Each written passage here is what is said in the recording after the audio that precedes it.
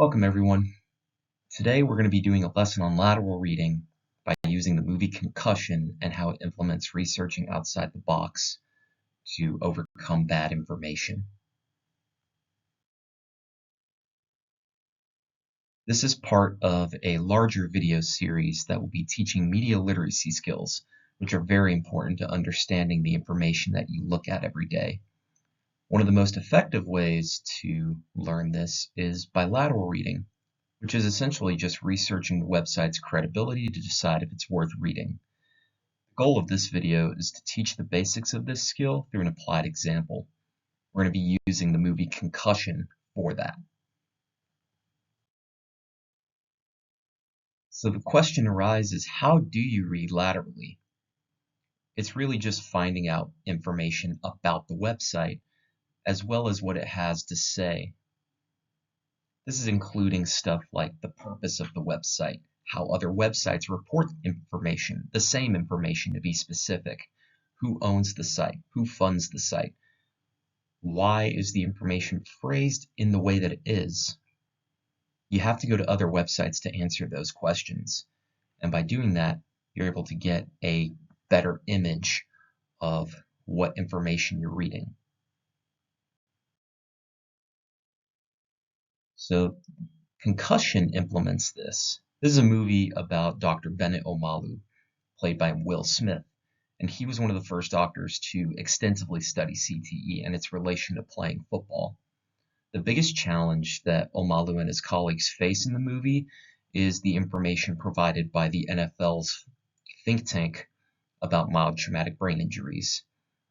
And this conflict allows for many instances of lateral reading throughout the movie. One of the very best examples of this is in the following clip. I've done my own research on this NFL Brain Injury Committee. You know what Dr. Elliot Pellman is? He's a rheumatologist. He's a specialist in arthritis and joint pain. Can you tell me what a rheumatologist knows about the brain and brain disease? Corporate men like this in this country usually go to Harvard or Yale. He went to medical school in Guadalajara. Mexico? Yes. I did not know that. So what did Omalu do to conduct lateral reading? Before actually going into the nuts and bolts of Pellman's studies, he checked the credentials. He looked through other papers to find this, and he looked through the internet to find where Pellman went to medical school and where Pellman specialized and what he specialized in. He knew he could probably throw out the findings once he realized that Pellman practices in a specialty that has nothing to do with neurology. To the right is one of the papers that he could have looked at around this time before going into what Pellman does. So now that you've seen a live instance of lateral reading from the movie, let's go to the internet and practice. For this example, we're going to look at the article U.S. fertility rates drop to another record low. First, we'll start by checking the reliability of the New York Times, which in general is a well-regarded source. But you can do this with any piece of news that you get that's on the Adfonsus media chart. What it's going to do is it's going to spread both factualness and political lean of the article. And so we can limit the search by looking up the New York Times, which pops up in bold because it's a very highly used source. The green box is going to indicate how reliable, the most reliable set of sources. And as you can see, the New York Times, a lot of the articles that pop up are in this box of good information. While they do sometimes go into selective or incomplete sets of articles, these seem to be more the exception than the rule. Therefore, we can assume that the Times is a fine source to use for this. The next thing we can do is we can look at the author and her credentials, as well as her biography. to see if she is a reliable writer. So what you can see is that she's spent a lot of time in conflict zones, and her main interests are America's evolving political identities, as well as figuring out what the emotional, psychological, and economic drivers of said changes are. And so in some ways, fertility is of interest to her because you can extrapolate fertility data into behavioral assumptions.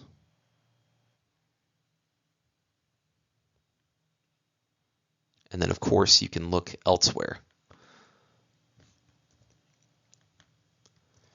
One very general thing you can do is to go to the Wikipedia page of a writer, if they have one, and consult the references.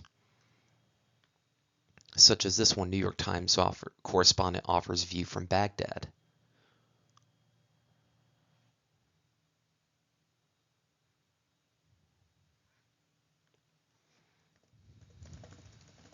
I use Control F to get to the article. And this one's essentially talking about her perspectives from covering Baghdad during the Iraq War.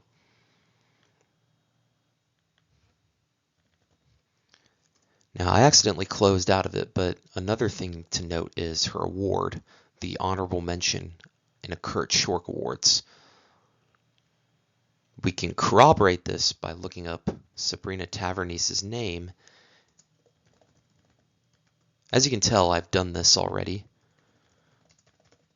but I think it's always worthwhile to do it again, especially when you're looking to see if this is something that multiple sites corroborate, which you can see. Now, these sites, while I haven't looked into their reliability, they're all reporting the same thing, which tends to be a good indicator that the information is true. Now I'm going to go back to the article and I will look at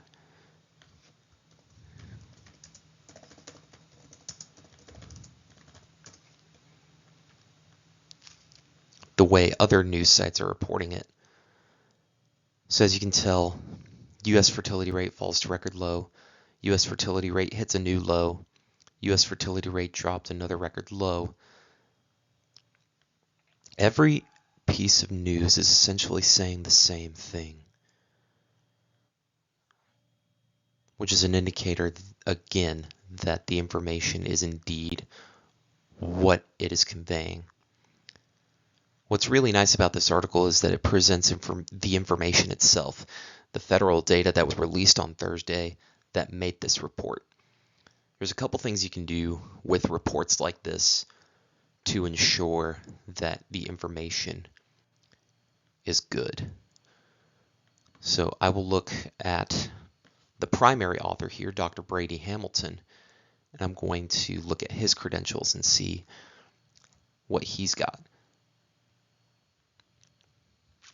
As you can tell, you get a Center for Disease Control article from 2012 that indicates that births among U.S. teenagers, births by age of the mother, which are both measures of fertility rate, are something that Dr. Hamilton has done for quite some time, at least for the past 14 years.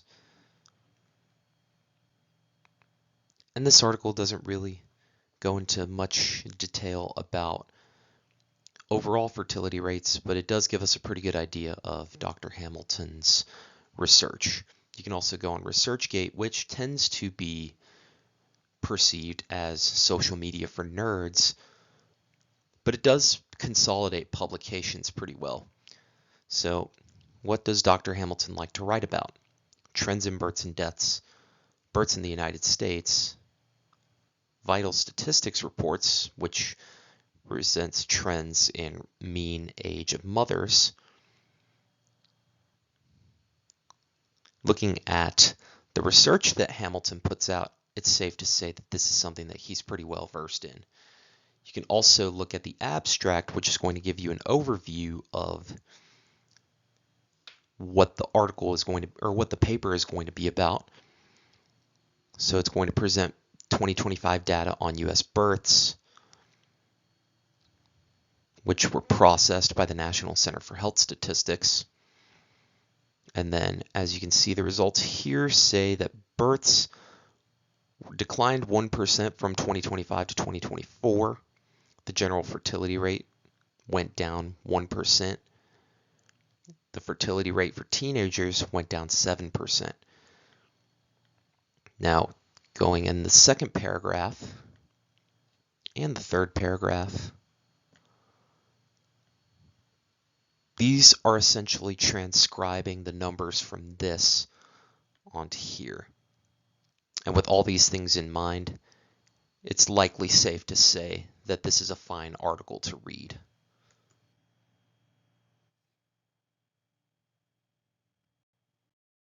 Now that you've seen a real instance of lateral reading, let's check to make sure that you learned what you needed to.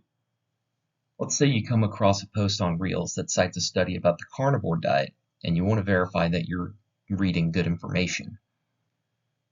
Which of the following are effective strategies to do that?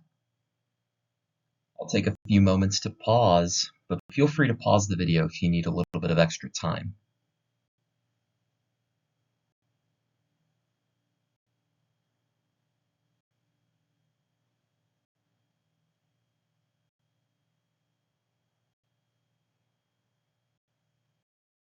It turns out that there are two correct answers for this.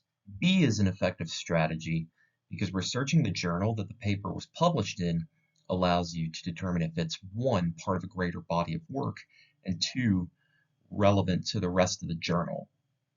For instance, if it turns out that this study was published in a very general journal of science type of publication name, then it may not have the same rigor as if it were to come from a journal like the Journal of Nutrition. Now, these are hypothetical names, but the idea remains the same. And then researching the credentials of the authors will allow you to reveal potential biases. It also allows you to see what they study, such as the previous example where we found that Brady Hamilton researches fertility a lot, which is why it's fine to read a paper from him about fertility in the year 2026 and take the information as is. So by doing those two things, you'll be able to find a very good set of information about the study. That's all for this lesson. Next time, we're going to be learning how to navigate framing with Top Gun. Thank you for your time.